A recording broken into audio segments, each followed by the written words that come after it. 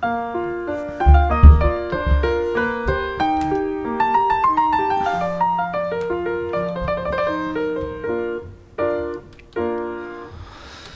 들어왔습니다. 국성욱 강사입니다. 자, 오늘부터는 이제 시장론 들어가겠습니다. 자, 시장론에는 시험에 나올 게 한 3가지 정도로 딱 정해져 있어요. 그러니까 거기에 시험에 자주 나오는 내용을 암기하고, 빵꾸 노트로 암기하고, 최근 5년 동안 출제된 기출 문제 풀어드릴 테니까 거기서 이걸 어떻게 활용할 것이냐, 이런 걸 연구를 좀 해 주십시오. 자, 들어갑니다. 자, 시장론이니까 12번부터가 시장론이에요. 자, 시장론의 첫 번째 주제는 부동산 시장과 주택 시장인데 여기는 2가지 정도입니다. 부동산 시장이 무엇입니까? 부동산 시장이 무엇입니까? 개념하고 부동산 시장이 가지고 있는 특징. 자, 얘들은 독립문제로 절대 안 나와요. 그러나 지문에 꼭 섞여 있으니까 활용을 좀 잘 하셔야 돼요. 자, 첫 번째. 자, 부동산 시장의 정의는 항상 지역을 기반으로 설명되고 있다는 거.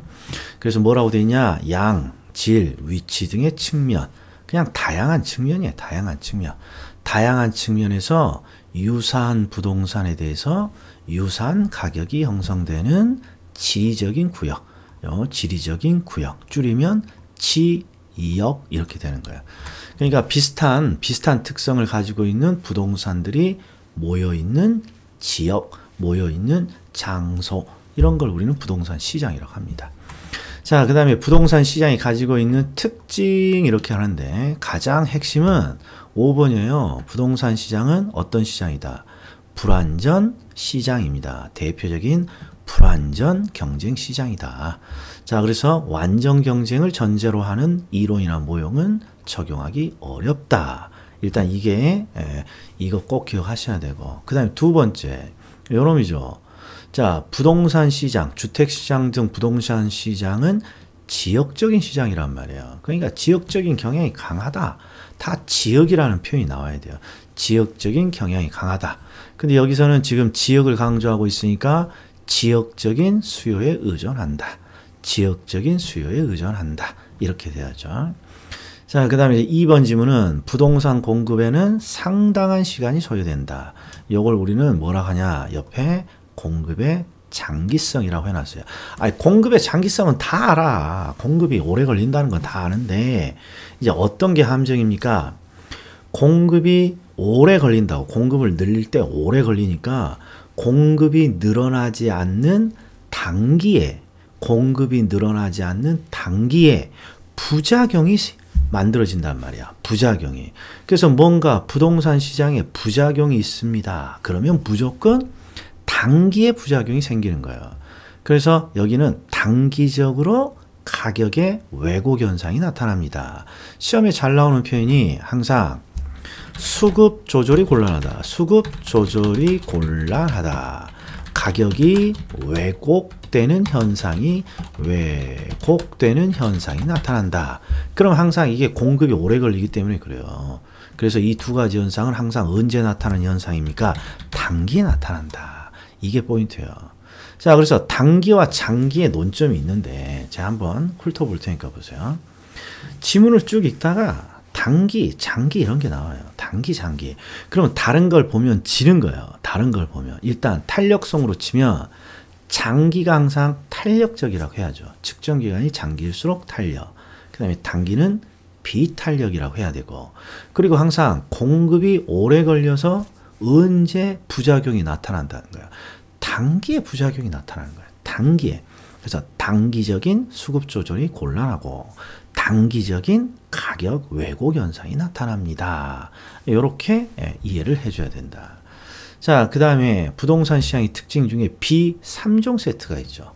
B3종 세트. 거래가 공개적이지 않습니다. 비공개. 상품이 표준화되지 않는다. 비표준화. 시장이 조직되지 않는다. 비조직화. 그런데 여기서 시험에 잘 나오는 게 이 B3종 세트는 무엇 때문에 만들어지는 것입니까? 요걸 꼭 들어줘야 돼요. 개별서. 이 중에서 시험에 가장 많이 나오는 형태가 요 2놈이에요. 상품이 표준화되어 있지 않다. 시장이 조직되어 있지 않다. 자, 그러면 간만에 한번 해보죠. 우리 상품이 표준화되어 있다. 상품이 표준화되어 있다. 이게 무슨 뜻이에요? 그렇죠. 제가 대표적으로 불러주는 상품을 보세요. 우리에게 익숙한 코카콜라, 소주 이렇게 녹색의 병이 떠오르죠. 바카스, 이렇게 짝달만한, 그렇죠. 이런 짝달만한 병에 들어있는 요런 연상되죠. 뭐 요구르트, 요만한 거. 이렇게 우리가 뭔가 상품명을 대면 상품이 머릿속에서 통일된 어떤 규격화된 형태가 떠오르면 우리는 이걸 상품이 표준화되어 있다라고 말한단 말이에요. 근데 부동산, 특히 토지 같은 애요. 토지라고 말하면 뭐가 떠올라요? 오만 작가지가 다 떠오른단 말이에요, 이게. 그렇잖아요. 뭐 저푸른 초원이 떠오를 수도 있고, 강원도 땅이 떠오를 수도 있고, 우리 시골에 있는 농지가 떠오를 수도 있고, 그래서 토지 등의 부동산은 상품이 표준화되어 있지 않다. 이게 비표준화라고 하는 거예요. 그리고 상품이 규격화되어 있으면, 상품이 표준화, 규격화되어 있으면 상품별로 판매 구역을 나눌 수 있어요. 이런 걸 우리는 시장이 조직된다라고 하는 거예요. 그래서 연결되어 있어요. 상품이 표준화되어 있으면 시장이 상품별로 조직되는 거예요. 그런데 부동산 등은 상품이 표준화되어 있지 않다. 비표준화. 따라서 시장이 조직될 수 없다. 비조직화. 이게 연결돼서 잘 나오는 거죠. 뭐 때문이라고? 개별적이니까. 토지는 다 다르니까 규격화된 상품이 될 수 없다. 이런 말이에요. 개별성이에요. 개별성. 자, 그 다음에 주거분리와 주택여과 현상. 자, 이건 주거분리 현상은 잘 이해를 하시는데 주택여과 현상을 제대로 이해하신 분이 거의 없더라는 거예요. 강의 초창기. 그럼 첫 번째 한번 봐요. 자, 주거분리는요. 주거분리가 무엇입니까? 봤더니 주거지역이 소득계층별로 서로 분리됩니다. 소득계층별로 서로 분리됩니다. 이 강의 노트에 적어져 있는 거니까 그냥 너무 그냥 익숙해. 자, 그런데 시험이 이렇게 나왔어요. 주거지역이 상업지역과 공업지역과 분리됩니다. 그럼 맞아요, 틀려요? 틀린 거죠. 주거지역이 소득계층별로 분리된다는 건 주거지역의 내부가 고소득층의 주거지역과 저소득층의 주거지역으로 서로 분리된다는 거죠. 주거지역 내부가 소득계층으로 분리된다는 것이죠. 자, 그리고 이 주거분리는 우리가 자주 목격하는 현상인가요? 그렇죠. 굉장히 잘 목격하죠. 그래서 시험에 자주 나오는 게 자, 지역 전체적으로 발견되기도 하고 인근 지역에서도 나타나기도 하고 그러니까 보편적인 현상이라는 거죠.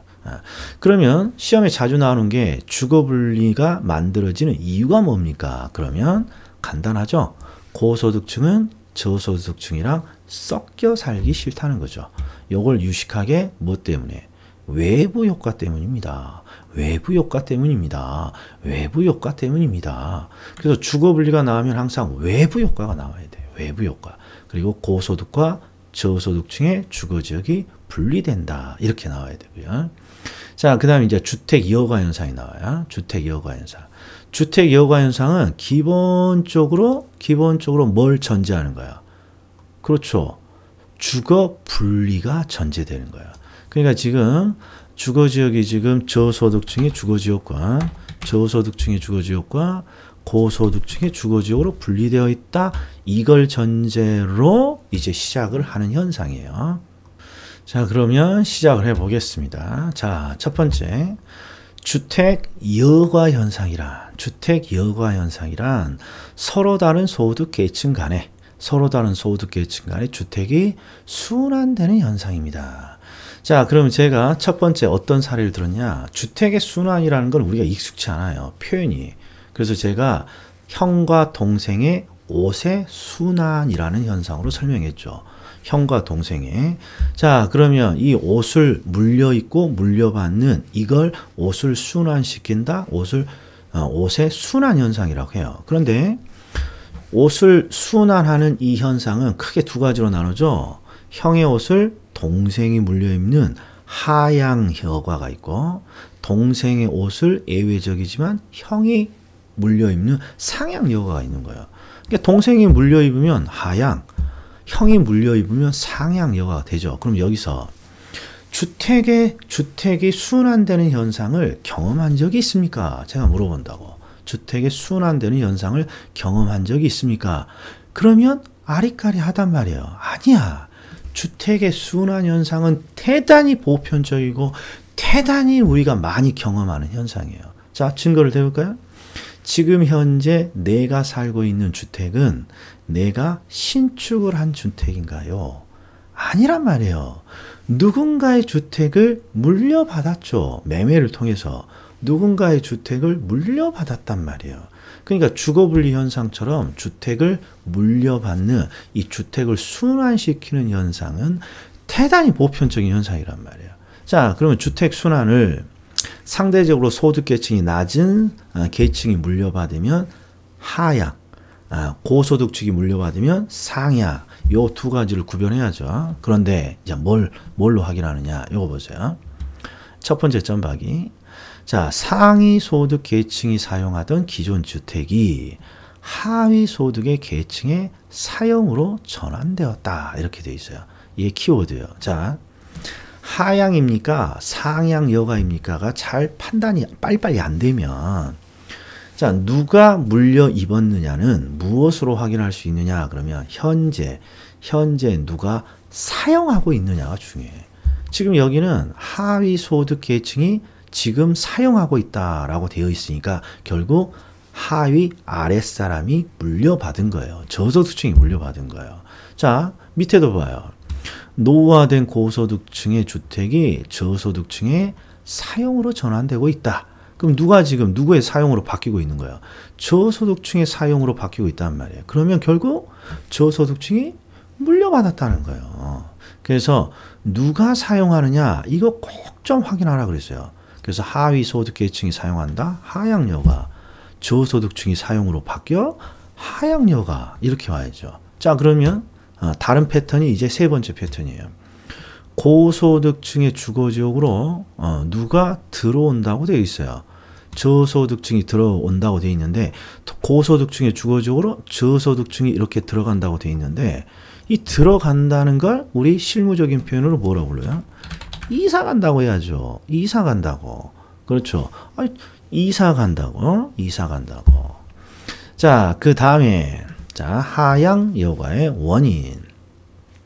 시험은 하향 여가와 상향 여가가 왜 만들어지느냐 이걸 자주 묻는데 자, 하향 여가의 원인. 자, 일단 먼저 생각을 해봐요. 자, 상대적으로 소득이 낮은 저소득층이 고소득층의 주택을 물려받는단 말이에요. 왜 그래요? 주택이 필요하니까 물려받는 거예요. 자, 내가 필요한 주택은 마련하는 방법이 두 가지예요. 내가 필요로 하는 주택은 첫 번째 뭐가 있느냐? 그렇죠. 내가 그냥 집을 짓는 거예요. 근데 저소득층은 자신이 직접 건물을 짓는다는 건 불가능하다고 봐요. 그러니까 자신이 원하는 집을 직접 건축할 수 없기 때문에 기존의 주택을 물려받는 걸 사용하는 거예요. 이런 걸 우리가 하향여가라고 하는 거죠. 그래서 하향여가는 언제 발생합니까? 그러면 주택이 필요할 때, 이 주택이 필요하다는 걸 유식하게 주택에 대한 수요가 늘었을 때, 주택에 대한 수요가 늘었을 때 발생합니다. 이렇게 되는 거죠. 자, 그런데 여기서 질문. 자, 요런 표현이 꼭 앞에 붙어요. 자, 저소득층이 소득이 늘어요. 그러면 보다 나은 질의 주택을 필요로 하겠죠. 그게 바로 주택에 대한 수요가 늘었을 때라는 표현인데, 야, 미스터 우가 소득이 늘었다고 되어 있는데 여기에 왜 저가가 들어가냐 이런 말이에요. 소득이 늘었으면 고가 주택이라 해야지. 자, 여기는 저가가 들어가지 않으면 이의 신청감이야. 반드시 저가가 들어가야 돼요. 무슨 뜻이냐? 저소득층은 어떤 주택을 필요로 합니까? 소득이 늘었더라도 저소득층이 이건 회장이 되는 건 아니란 말이에요. 그러니까 저소득층은 소득이 낮기 때문에 가격 수준이 낮은 주택을 필요로 해요. 그러면서 질은 조금 낮고 그게 바로 저가 주택이에요. 그러니까 저가 주택에 대한 수요가 늘었을 때. 그러니까 하향 여가는 반드시 저가 주택이란 게 요게 꼭 붙어야 됩니다. 자, 상향 여가는 예외적인 현상이죠. 언제 나타납니까? 이 저급 주택이 수선되거나 재개발될 때 나타나는 현상이다. 수선되거나 재개발될 때 나타나는 현상이다. 그렇죠. 자, 그러면 요거와 관련된 거 기출 한번 풀어보죠. 최근에 3번이나 나왔어요. 요새 잘 나옵니다. 자, 한번 볼까요? 자, 27회 기출이에요. 27회. 자, 스탑하고 한번 풀어보세요. 스탑. 자, 풀어보셨죠? 해보자고요. 자, 1번 주거 분리에 대한 거예요. 주거 분리. 자, 고소득층의 주거지역과 저소득층의 주거지역이 서로 분리되는 현상입니다. 오, 이건 맞았네요. 그 다음 2번 잘 보셔. 항상 주거 분리에 어떤 특징이 하나가 있는데, 주거 분리의 특징이 있는데, 자, 저소득층과 고소득층 주거지역이 이렇게 분리되는데, 항상 어떤 식으로 분리됩니까? 이렇게 경계를 사이에 두고 저소득과 고소득층이 분리돼요. 저소득과 고소득층이. 그러니까 경계지역 부근에서는 항상 외부 효과가 작동한단 말이에요. 주거분리의 포인트는 외부 효과니까. 예를 들어서 이쪽이에요. 이쪽에 있는 지역은 고소득층으로부터 좋은 외부 효과를 받죠. 그러니까 가격이 다른 저소득층 주거지역보다는 높아요. 그런데 고소득층 주거지역 중에 이 경계 근처에 있는 이 고소득층 주택은 저소득층으로부터 안 좋은 외부 효과를 받으니까 여기는 또 가격이 낮아지는 거예요. 이게 헷갈리니까 자꾸 출제를 한다 이런 말이에요. 모의고사에. 그럼 보셔. 고소득층의 주거지역과 2번 고소득층 주거지역과 저소득층 주거지역 인접한다. 근데 항상 경계를 사이에 두고 인접한단 말이에요. 그러면 이 경계지역 부근에 저소득층의 주택, 저소득층의 주택은 할증돼야죠. 할증. 그래서 제가 이 표현이 잘 나오니까 암기를 하시라 그랬어. 경계지역의 저소득층 주택은 뭔가 가격이 올라야 논점이야. 저소득층 주택의 가격이 낮다는 건 당연한 소리고, 저소득층 주택은 가격이 올라간다고 되어 있어야 이게 논점이란 말이에요. 그 다음에 경계지역의 고소득층 주택은 가격이 떨어져야 논점이야. 떨어져야. 그 이유는 외부 효과 때문에 그런 거죠. 그래서 항상 논점이 저소득층 주택이 나온다. 그럼 할증. 고소득층 주택이 나온다. 거꾸로 할인. 이렇게 돼야죠. 자, 3번. 저소득층은 다른 요인이 동일할 경우에 정의 외부 효과를 누리고자 고소득층 주거지역에 가까이 거주하려고 한다. 오, 맞았고. 그 다음에 4번. 자, 4번. 이게 보여야 돼요. 친입과 천이, 친입과 천이, 친입과 천이. 야, 무슨 뜻이냐? 이걸 해석하려고 하면 안 된다고. 주거지역의 변화를 설명하는 대표적인 용어가 친입과 천이에요. 이게 주거지역과 관련돼 있는 곳에서 친입천이라는 문구가 보이면 그냥 다 옳은 지문이야. 지금 주거분리가 논점이니까 친입천이 나오면 그냥 다 옳은 지문이야. 그냥 요렇게 가야 된다고. 요렇게. 일단은 결론을 내놓고 이해 한번 해보죠.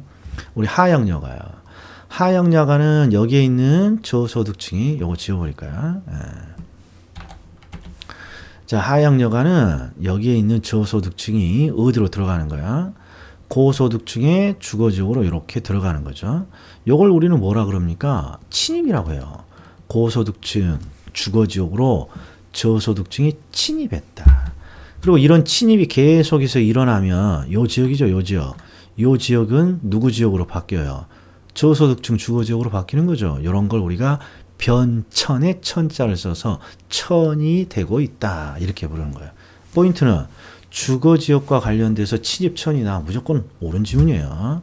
자, 그 다음에 5번. 도시 전체에서뿐만 아니라 지리적으로 인접한 근린지역에서도 발생할 수 있다. 이게 뜻하는 게 뭐예요? 어디서든지 다 발견되는 현상이다. 이런 현상이다. 이런 뜻입니다. 자, 그 다음에 자 30회도 나왔어요. 30회. 한번 스탑하고 풀어보세요. 자, 풀어보셨죠? 자, 1번. 주택 여가 과정은 주택의 질적 변화와 가구의 이동의 관계를 설명해 준다. 이거 옳은 지문이에요. 그러니까 옳은 거 찾으라 했으니까 이게 옳은 지문이에요. 자, 첫 번째, 이거 설명하기 전에. 부동산학은 옳은 지문을 찾는 게 아니라 그랬어요. 일단, 학자들이 어떤 현상을 설명하는 방법은 다 달라. 그러니까 표현이 다 다르단 말이에요. 다 다르게 표현할 수 있겠죠. 그래서 항상 어떤 걸 찾느냐. 절대 들어가서는 안 되는 문구가 있어. 그런 걸 찾는 걸 연습해야죠. 기본적으로 옳은 지문일 가능성이 커. 처음 본 지문은 옳은 지문일 가능성이 커. 이렇게 보고 그 다음에 들어가서는 안 될 문구를 찾는 거야. 근데 1번 같은 건 자주 보지 못한 지문이지만 딱히 안 들어갈 게 없어요. 뭔지 모르지만 주택 여가 가정으로 질의 변화와 가구의 이동의 관계를 설명해 준다. 설명할 수 있겠죠. 그냥 이렇게 가버려야 된다고. 자, 근데 이제 정확한 뜻은 이래요. 자, 주택의 질적 변화. 자, 우리나라에는 주택의 질을 뭘로 따져요? 대부분 평수로 따지잖아요. 내가 이제 막 결혼해서 이제 막 결혼을 했습니다. 그러면 단칸방, 아파트로 치면 10평. 그러다가 소득이 좀 늘어납니다. 그러면 조금 더 나은 아파트를 찾아요. 그렇죠? 20평대로. 자, 그런데 내가 조금 나은 20평대의 아파트를 찾을 때 내가 신축하는 게 아니라 기존의 주택을 순환하는 방법으로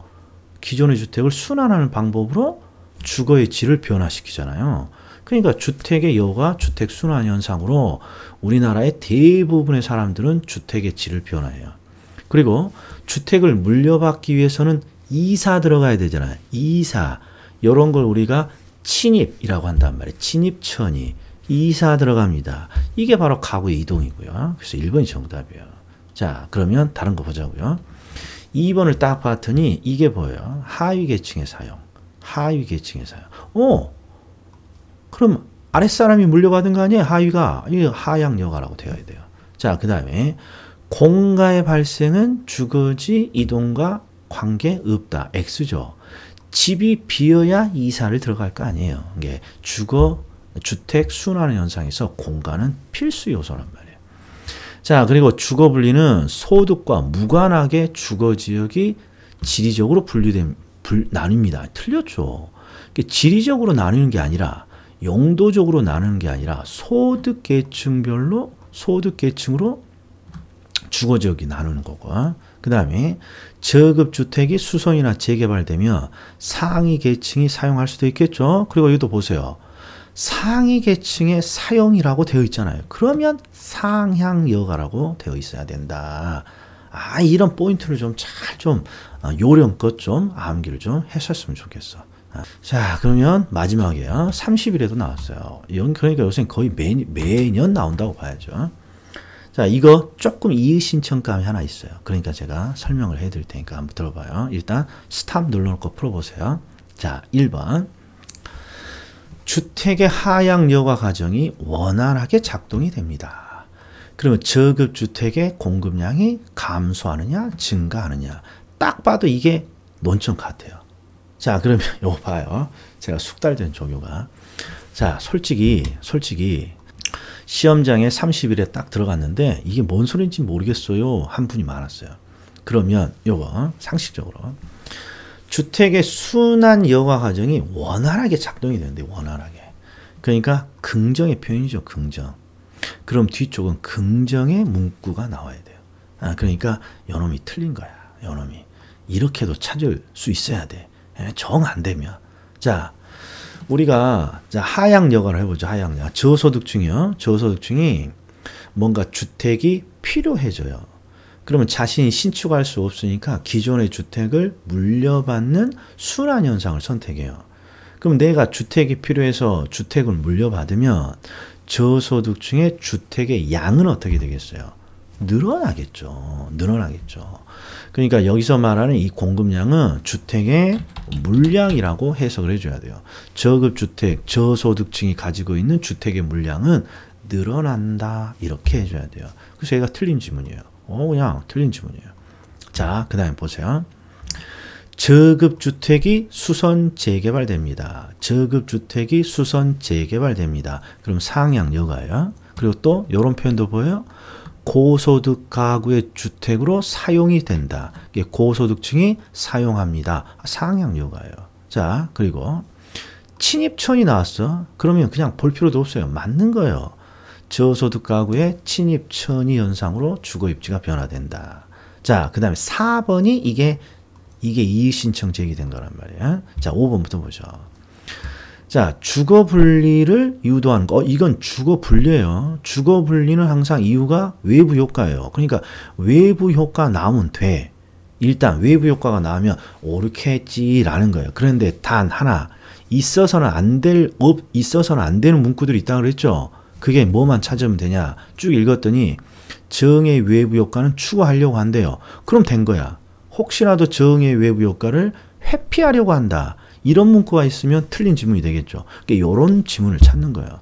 주거 분리는 외부 효과가 목적이니까 외부 효과 나오면 돼. 대신 혹시라도 모르니까 쭉 빠르게 읽으면서 있어서는 안 될 문구가 있는지를 봐야죠. 근데 여기는 뭐 있어서 안 될 문구가 없어 보여요. 자, 요거 보세요. 자, 요거 질문이 많은 지문이야. 주택의 계량 비용이 계량 후 주택의 가치 상승보다 큽니다.